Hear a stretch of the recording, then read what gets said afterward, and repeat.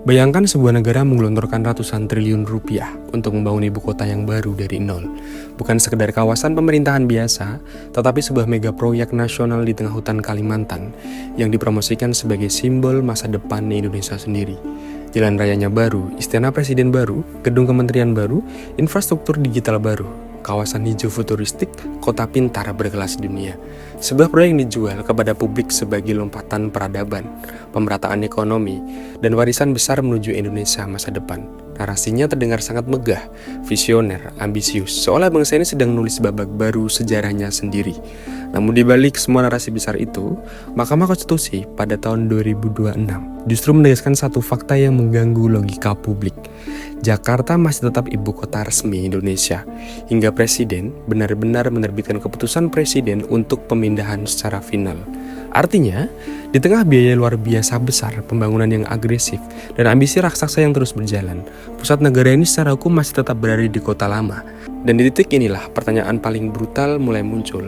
Jika status finalnya sendiri belum sepenuhnya berpindah, mengapa proyek sebesar ini terus didorong dengan biaya yang sangat besar? Apakah ini benar-benar kebutuhan mendesak bangsa atau simbol ambisi kekuasaan yang terlalu mahal? IKN bukan lagi sekadar proyek pembangunan biasa, ia telah berubah menjadi salah satu simbol terbesar tentang bagaimana negara modern menentukan prioritasnya. Karena ketika sebuah negara memutuskan mengalokasikan sumber daya nasional dalam skala raksasa, rakyat secara alami tidak hanya melihat besar visinya, mereka juga mulai membandingkan proyek itu dengan realitas hidup mereka sendiri. Dan disinilah kontroversi IKN menemukan bahan bakarnya sendiri. Di tengah masyarakat yang masih bergulat dengan harga kebutuhan pokok yang naik, rumah yang semakin tidak terjangkau, biaya pendidikan yang mahal, lapangan kerja yang kompetitif, tekanan ekonomi global, beban pajak, ketimpangan infrastruktur daerah, dan masa depan finansial yang terasa semakin tidak pasti, negara justru membangun proyek kolosal bernilai ratusan triliun rupiah. Bagi sebagian rakyat, ini bukan sekedar soal pembangunan ibu kota baru. Ini adalah pertanyaan besar tentang prioritas nasional sendiri. Secara resmi, pemerintah memastikan IKN sebagai solusi strategis jangka panjang. Jakarta dianggap menanggung beban berlebihan sebagai pusat pemerintahan, ekonomi, dan populasi nasional. Kemacetan kronis, banjir, penurunan muka tanah, kepadatan ekstrim, dan ketimpangan pembangunan Jawa sentris menjadi alasan utama. Dari perspektif kebijakan makro, pemindahan ibu kota ke Kalimantan dianggap sebagai langkah pemerataan pembangunan, distribusi ekonomi nasional, serta upaya menciptakan pusat gravitasi baru di Indonesia. Secara teoritis, gagasan ini terdengar rasional. Banyak negara pernah memindahkan ibu kota demi alasan strategis, dan dalam jangka panjang, proyek seperti ini bisa saja memberi dampak struktural besar.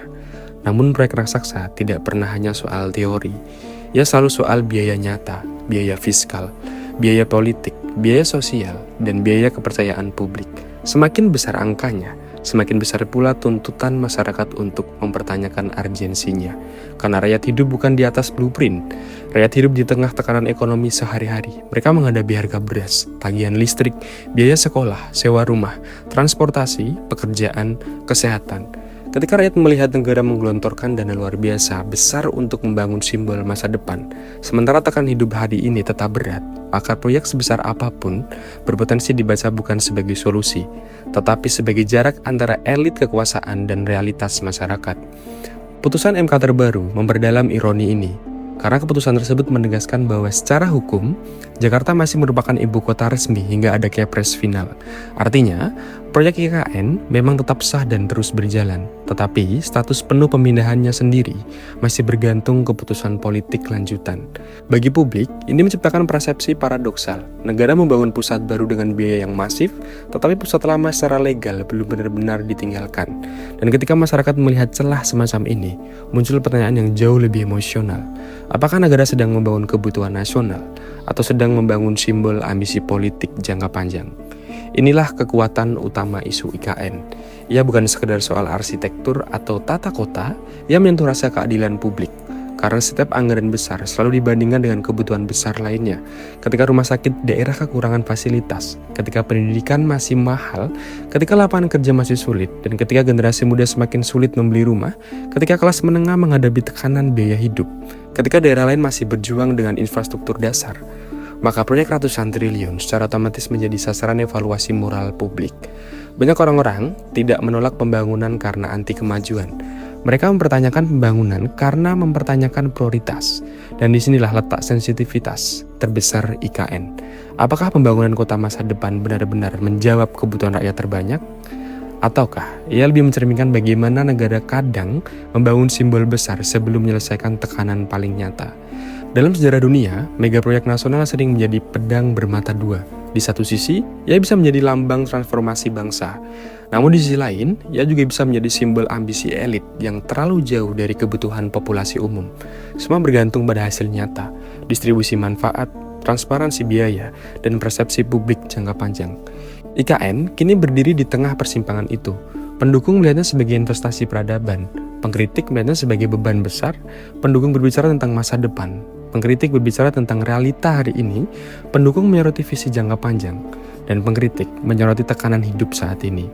Masyarakat luas berada di tengah-tengah, mencoba memahami apakah proyek sebesar ini benar-benar akan membawa manfaat proporsional terhadap biaya yang dikeluarkan. Yang membuat isu ini semakin emosional adalah karena rakyat modern semakin sadar fiskal. Mereka memahami bahwa anggaran negara bukan angka abstrak, itu berasal dari pajak, utang, penerimaan nasional, dan distribusi sumber daya. Ketika proyek raksasa muncul, masyarakat tidak lagi hanya melihat gedung atau jalan. Mereka melihat pilihan politik tentang kemana energi negara diarahkan. IKN dengan demikian menjadi lebih dari sekedar kota baru. Ia adalah cermin tentang prioritas pemerintahan, cermin tentang distribusi anggaran, cermin tentang hubungan antara visi elit dan keresahan rakyat, cermin tentang bagaimana negara membayangkan masa depannya.